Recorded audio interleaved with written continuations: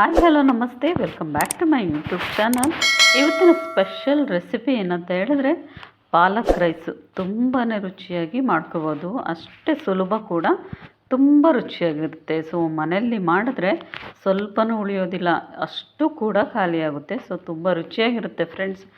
ಈ ಥರ ನೀವು ಪಾಲಕ್ ರೈಸ್ನ ಮಾಡಿ ನೋಡಿ. ಸೊ ಎಲ್ಲರೂ ಕೂಡ ಇಷ್ಟಪಟ್ಟು ತಿಂತಾರೆ, ನಿಮಗೂ ಕೂಡ ಇಷ್ಟ ಆಗುತ್ತೆ.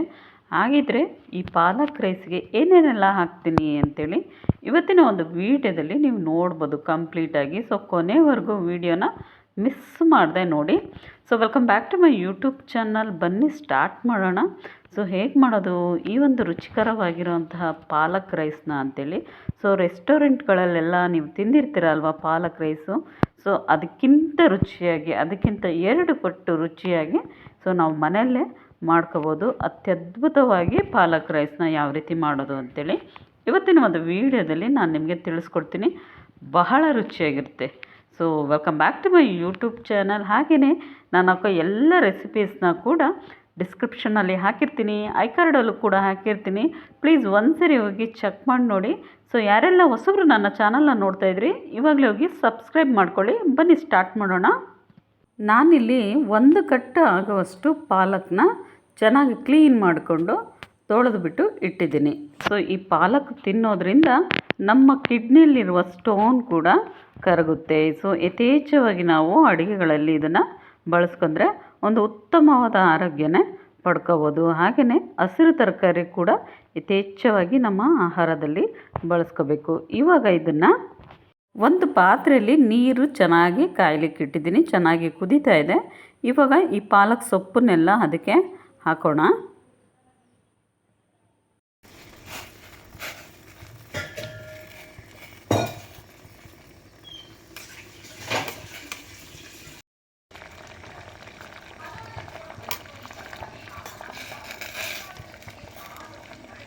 ಈಗ ಚೆನ್ನಾಗಿ ಬೆಂದಿರೋಂತಹ ಈ ಪಾಲಕ್ ಸೊಪ್ಪನ್ನು ಒಂದು ಕೋಲ್ಡ್ ವಾಟರಲ್ಲಿ ನಾನು ಈ ಬೌಲಿಗೆ ಹಾಕ್ತಾಯಿದ್ದೀನಿ.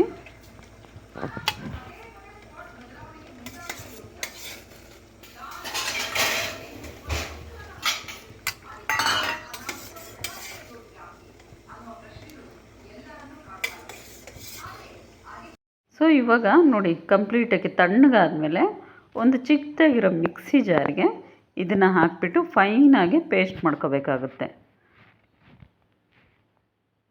ಸೊ ತುಂಬಾ ರುಚಿಯಾಗಿರುತ್ತೆ. ಈ ಥರ ನೀವು ಮಾಡಿ ನೋಡಿ. ಸೊ ಈ ರೀತಿಯಾಗಿ ಸೊಪ್ಪನ್ನೆಲ್ಲ ಹಾಕಿ ಫಸ್ಟಿಗೆ ಇದನ್ನು ಪೇಸ್ಟ್ ಮಾಡಬೇಕಾಗುತ್ತೆ. ನೋಡಿ ಈ ರೀತಿಯಾಗಿ ನುಣ್ಣಗೆ ಇದನ್ನು ಸ್ವಲ್ಪನೇ ನೀರು ಹಾಕ್ಬಿಟ್ಟು ನಾನು ರುಬ್ಕೊಂಡು ಇವಾಗ ಒಂದು ಬೌಲಿಗೆ ಇದನ್ನು ಹಾಕ್ತಾಯಿದ್ದೀನಿ. ಇವಾಗ ಅದೇ ಒಂದು ಮಿಕ್ಸಿ ಜಾರಿಗೆ ಒಂದು 4-5 ಚಕ್ಕೆನ ಹಾಕ್ಕೊಳ್ಳಿ. ಹಾಗೆಯೇ ಒಂದು 4 ಲವಂಗನೂ ಕೂಡ ಹಾಕಿ, ಮತ್ತು 1-2 ಏಲಕ್ಕಿನೂ ಕೂಡ ಹಾಕಿದ್ದೀನಿ. ಹಾಗೆಯೇ ಈ ಮಸಾಲೆ ಪದಾರ್ಥ ಇದಕ್ಕೆ ಒಂದು ಸ್ವಲ್ಪ ಕಮ್ಮಿನೇ ಹಾಕ್ಕೊಳ್ಳಿ. ನಂತರ 1 ಹಿಡಿ ಆಗುವಷ್ಟು ನಾನು ಹಸಿ ಶುಂಠಿನ ಹಾಕಿದ್ದೀನಿ, ಮತ್ತು 2 ಗಡ್ಡೆ ಬೆಳ್ಳುಳ್ಳಿನೂ ಕೂಡ ಸಿಪ್ಪೆ ಸಮೇತ ಸುಲಿದುಬಿಟ್ಟು ಹಾಕಿರೋ ಅಂಥದ್ದು, ಒಂದು 7-8 ಹಸಿರು ಮೆಣಸಿನ್ಕಾಯಿ, ಹಾಗೆಯೇ 1 ಹಿಡಿ ಆಗುವಷ್ಟು ಕೊತ್ತಂಬರಿ ಸೊಪ್ಪು, ಇದಿಷ್ಟು ಹಾಕಿ ನುಣ್ಣಗೆ ರುಬ್ಕೊಂಬರಬೇಕು. ಇವಾಗ ಗ್ಯಾಸ್ ಮೇಲೆ ಒಂದು ಪಾತ್ರೆನ ಇಟ್ಟಿದ್ದೀನಿ. ಸೊ ಅದಕ್ಕೆ ಆಯಿಲ್ ಎಷ್ಟು ಬೇಕಷ್ಟು ನೋಡಿಕೊಂಡು ಹಾಕ್ಕೊಳ್ಳಿ.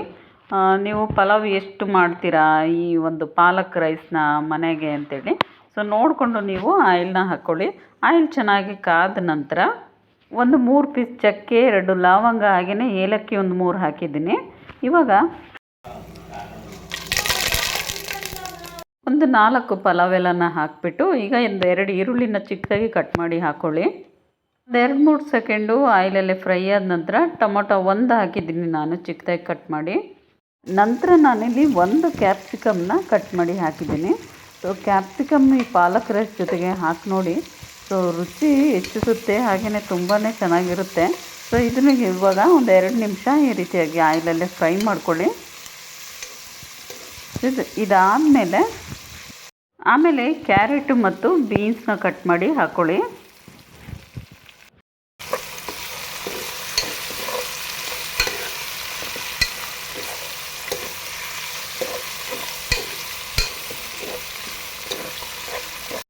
ಇಲ್ಲಿ ನಾನು ಬಟಾಣಿನ ನೆನೆಸಿ ಇಟ್ಟಿದ್ದೆ ನೈಟು. ಸೊ ಚೆನ್ನಾಗಿ ನೆಂದಿದೆ. ಸೊ ಹಸಿ ಬಟಾಣಿ ಬೇಕಾದರೆ ಹಾಕೋಬೋದು, ಇಲ್ಲಾಂದರೆ ಸೋಯಾಬೀನ್ಸ್ ಕಾಳನ್ನು ಕೂಡ ನೆನೆಸ್ಬಿಟ್ಟು ಹಾಕ್ಕೋಬೋದು. ಸೊ ಇವಾಗ ಇದಕ್ಕೆ ಸೇರಿಸ್ಕೊಳ್ಳೋಣ. ಸೇರಿಸ್ಬಿಟ್ಟು ಒಂದು 2ರಿಂದ 3 ಇಡಿ ಆಗುವಷ್ಟು ಹಾಕಿದ್ದೀನಿ ಅಷ್ಟೇ ನಾನು. ಸೊ ಹಾಕಿಬಿಟ್ಟು ಇವಾಗ ಚೆನ್ನಾಗಿ ಮಿಕ್ಸ್ ಮಾಡ್ಕೊಳ್ಳಿ. ಇದನ್ನು ಆಯಿಲಲ್ಲೇ ಒಂದು 5 ಮಿನಿಟ್ಸ್ ಆದರೂ ಇದು ಚೆನ್ನಾಗಿ ಫ್ರೈ ಆಗಬೇಕಾಗುತ್ತೆ. ಸೊ ಇದಕ್ಕೆ ಇವಾಗ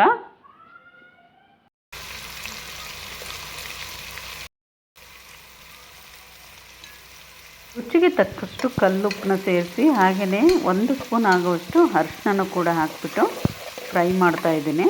ಸೊ ಇದಿಷ್ಟು ಕೂಡ ಆಯಿಲಲ್ಲೇ ಚೆನ್ನಾಗಿ ಫ್ರೈ ಆಗಬೇಕು. ಇದಾದ ನಂತರವೇ ಏನು ನಾವು ಆವಾಗಲೇ ರುಬ್ಬಿಟ್ಟಿದ್ವಲ್ವ, ಸೊ ಆ ಮಸಾಲೆ ಪೇಸ್ಟನ್ನ ಇದಕ್ಕೆ ಹಾಕ್ಕೊಳ್ಳಿ. ಸೊ ಪಾಲಕ್ ಪೇಸ್ಟ್ ಹಾಕ್ತಾಯಿಲ್ಲ ನಾನು, ಮಸಾಲ ಪೇಸ್ಟನ್ನ ಹಾಕ್ತಾ ಇರೋದು. ಸೊ ಮೊದಲಿಗೆ ಇದನ್ನು ಹಾಕಿಬಿಟ್ಟು ಮಿಕ್ಸ್ ಮಾಡ್ಕೊಳ್ಳಿ ಒಮ್ಮೆ ಹೀಗೆ. ಸೊ ನಾನು ಏನು ಮಾಡ್ತಾಯಿದ್ದೀನೋ ಅದನ್ನು ಸ್ಟೆಪ್ ಬೈ ಸ್ಟೆಪ್ಪು ನೋಡ್ಕೊಳ್ಳಿ, ತುಂಬ ರುಚಿಯಾಗಿ ಬರುತ್ತೆ. ಸೊ ಇದು 100% ನಿಜವಾಗ್ಲೂ ತುಂಬ ರುಚಿಯಾಗಿ ಬಂದಿರುತ್ತೆ. ಸೊ ಇದಾದಮೇಲೆ ಒಂದು 2 ಮಿನಿಟ್ಸ್ ಬಿಟ್ಟು ನಂತರ ನಾವಿವಾಗ ಪಾಲಕ್ ಪೇಸ್ಟನ್ನ ಇದಕ್ಕೆ ಸೇರಿಸ್ಕೊಳ್ಳೋಣ. ಸೊ ಬೇಯಿಸಿ ನಾವು ರುಬ್ಬಿ ಸೇರಿಸ್ಕೊಳ್ಳೋದ್ರಿಂದ ಸೊ ತುಂಬ ಟೇಸ್ಟ್ ಕೂಡ ಚೆನ್ನಾಗಿ ಬರುತ್ತೆ. ಸೊ ಅದರ ಒಂದು ಹಸಿ ಫ್ಲೇವರ್ ಕೂಡ ಇರೋದಿಲ್ಲ. ಸೊ ಅಷ್ಟು ಚೆನ್ನಾಗಿರುತ್ತೆ. ಸೊ ಇದನ್ನು ಇವಾಗ ಮಿಕ್ಸ್ ಮಾಡಿ ಒಂದು 2-3 ಮಿನಿಟ್ಸ್ ಇದು ಬಾಯ್ಲ್ ಆಗಲಿ.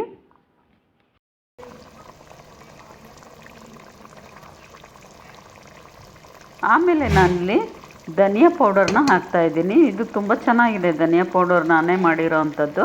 ಸೊ ಇದ್ರ ರೆಸಿಪಿ ಬೇಕು ಅಂತ ಹೇಳಿದ್ರೆ ಕಮೆಂಟ್ ಬಾಕ್ಸಲ್ಲಿ ತಿಳಿಸಿ, ಖಂಡಿತ ನಾನು ಹಾಕ್ತೀನಿ ಧನಿಯಾ ಪೌಡರು ಹೇಗೆ ಮಾಡೋದು ಅಂಥೇಳಿ.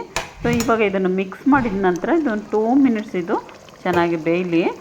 ಈ ಕಡೆ ನಾನಿಲ್ಲಿ ಒಂದು ಅರ್ಧ kg ಆಗುವಷ್ಟು ಸೋನಾ ಮಸೂರಿ ಅಕ್ಕಿನ ಒಂದು 1/2 ಅವರ್ ಮುಂಚೆನೇ ನೆನೆಸಿಟ್ಟಿರಬೇಕು. ನೆನೆಸಿ ಇಟ್ಟಾಗ ಮಾತ್ರ ಹುಡಿಯಾಗಿ ಉದುರಾಗಿ ತುಂಬಾ ಚೆನ್ನಾಗಿ ಬಂದಿರುತ್ತೆ. ಸೊ ಇವಾಗ ಈ ಒಂದು ಮಸಾಲೆಗೆಲ್ಲ ಇದನ್ನು ಅಕ್ಕಿನ ಸೇರಿಸ್ಬಿಟ್ಟು ಈ ರೀತಿಯಾಗಿ ಮಿಕ್ಸ್ ಮಾಡ್ಕೊಳ್ಳಿ. ಸೊ ಈ ಟೈಮಲ್ಲಿ ನೀವು ಉಪ್ಪನ್ನ ಮತ್ತೊಮ್ಮೆ ನೋಡಿಕೊಂಡು ಸಹ ಹಾಕ್ಬೋದು. ಸೊ ಇವಾಗ ಒಂದು 15 ಮಿನಿಟ್ಸ್ ಇದು ಬಾಯ್ಲ್ ಆದರೆ ಸಾಕಾಗುತ್ತೆ. ಸೊ ಇವಾಗ ಕ್ಲೋಸ್ ಮಾಡಿದ್ದೀನಿ, ಲಿಡ್ ಕ್ಲೋಸ್ ಮಾಡಿ. ಸೊ ಇಟ್ಟ ನಂತರ ಸೊ ಒಮ್ಮೆ ಇದನ್ನು ಓಪನ್ ಮಾಡಿ ತಿರುಗಿಸ್ತಾ ಬನ್ನಿ ಹೀಗೆ.